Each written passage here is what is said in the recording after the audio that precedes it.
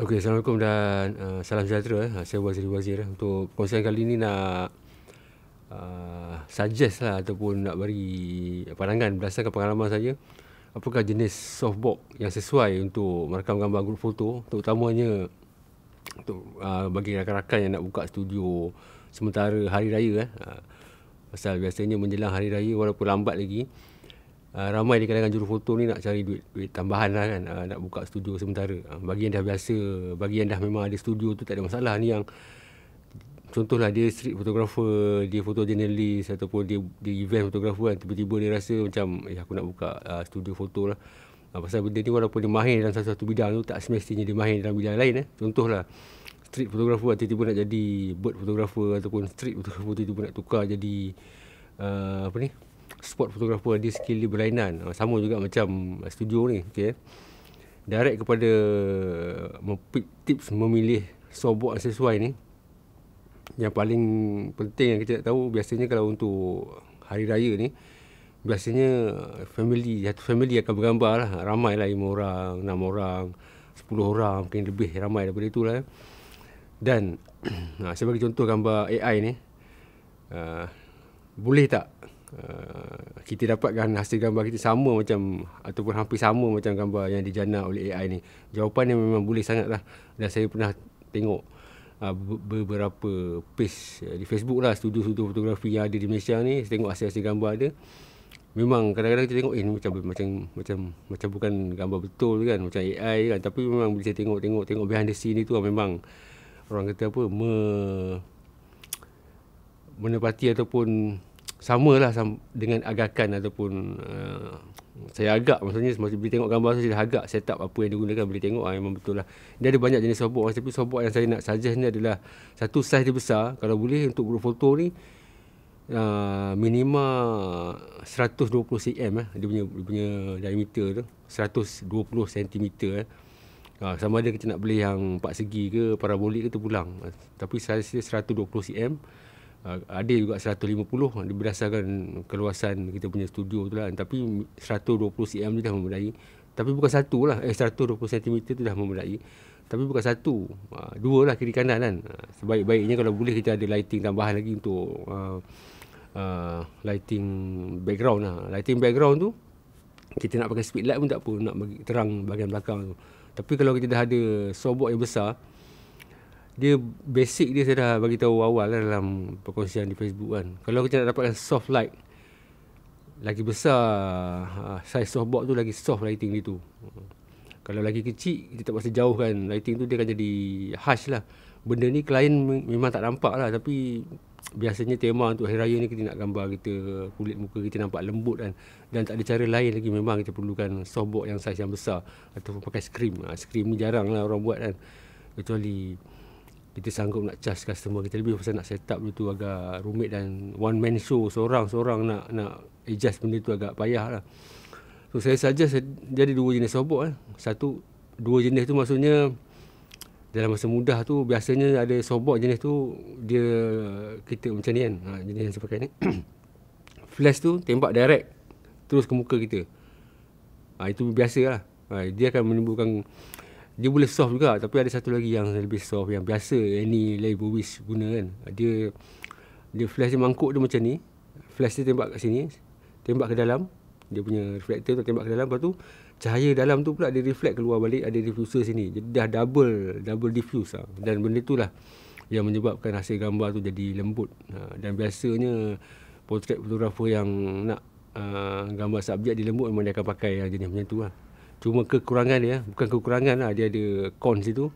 Kita memerlukan flash yang kuat lah, pasal dia dah tembak kat dalam, macam bounce lah, dia dah bounce dalam baru dia bounce keluar balik. Yang satu lagi tu kita direct tembak, yang ni dia bounce dalam tu dah, lepas tu dia bounce, dia keluar balik, dia dah cut cahaya tau. Minima saya suggest paling kurang pun kalau studio dalam 300 watt lah. Tapi kalau nak selamat, pilih yang 600 watt lah. Memang kita rasa macam tak berbaloi lah, terutama bagi yang nak buka studio yang temporary kan. Tapi itulah, kalau nak buka, buat betul-betul lah kan.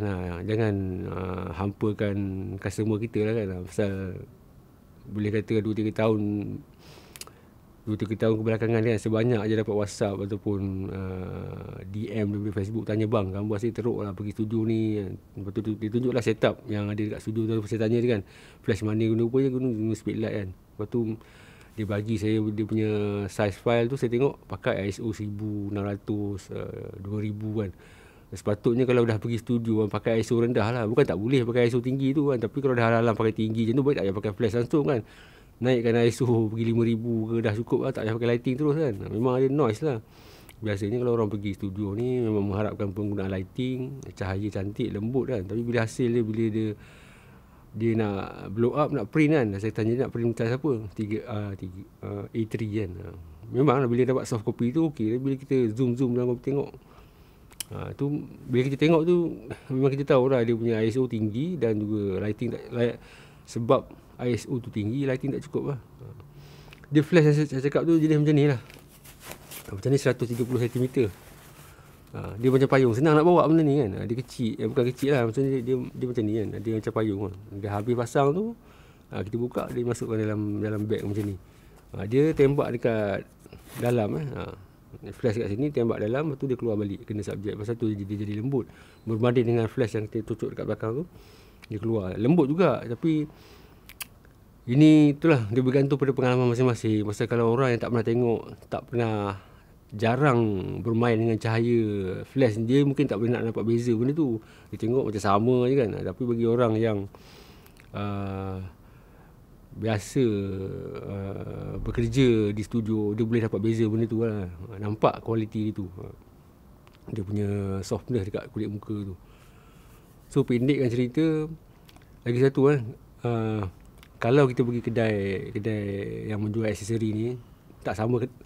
Ada setengah kedai tu dia tak sama dia punya nasihat dia tu. Bukan nak memburukkan semua kedai, tapi ada setengah kedai tu kalau bila kita pergi, kita tak ada idea kan, dia akan suggest benda yang biasanya kalau nak untung, dia akan suggest benda yang ataupun produk yang memberi komisen lebih kepada dia lah kan. Sebaik-baiknya kita tahu apa yang kita nak. Saya pernah juga studio kan, saya pergi kadang-kadang kan, dia beli, owner tu beli sobok yang nak pasang susah, pakai bilah-bilah besi kan, tutup satu-satu kan. Padahal ada lagi sobok lain yang mudah nak pasang. Jadi macam ni lah, macam payung kan, buka macam ni kan. Ataupun sekarang ni banyak yang quick release kan, dia beli yang susah nak pasang, dia punya diffuser tu payah kan. Saya tengok kenapa lah beli benda macam tu kan. Itu berpunca daripada dia pergi kedai, zero idea, tak tahu apa benda dia nak. Kedai tu suggest lah benda ni, dan orang tu pun terima kan. Kedai tu kadang-kadang mungkin softbox tu dah lama betapa dalam kedai dia tu kan, tak ada siapa nak beli. Dia saja ni okey bos, ni kan. Orang tu pun beli, harga dia pun macam murah kan. Jadi dah menyusahkan orang yang nak menggunakan benda macam tu. Jadi kita kena ada clear idea apa yang kita nak.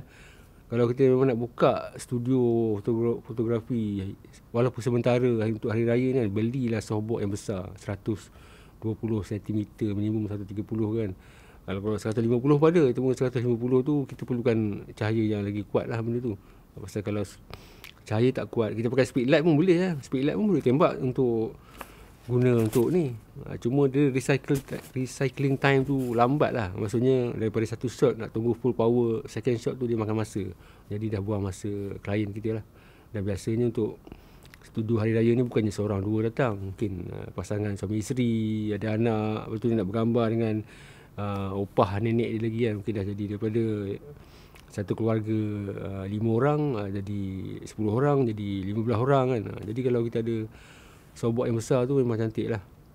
Dan hasil dia lembut dan mengurangkan shadow dekat belakang. Bukan shadow dia tak bagus lah, tapi untuk hari raya ni biasanya orang nak cahaya lembut lah, sedap mata memandang lah. Ni bukannya jenis nak dramatik, gelap sana sini. Dia tak ada. Jarang lah kan. Okay lah, kalau ada pertanyaan lagi boleh tanya di ruang komen lah. Dan video sebelum ni pun saya ada buat juga. Ni boleh rujuk balik video yang sebelum-sebelum ni. Saya bagi tahu tentang setting apa nak guna untuk group foto tu, aperture, ISO, shutter yang sesuai. Okay, jumpa lagi.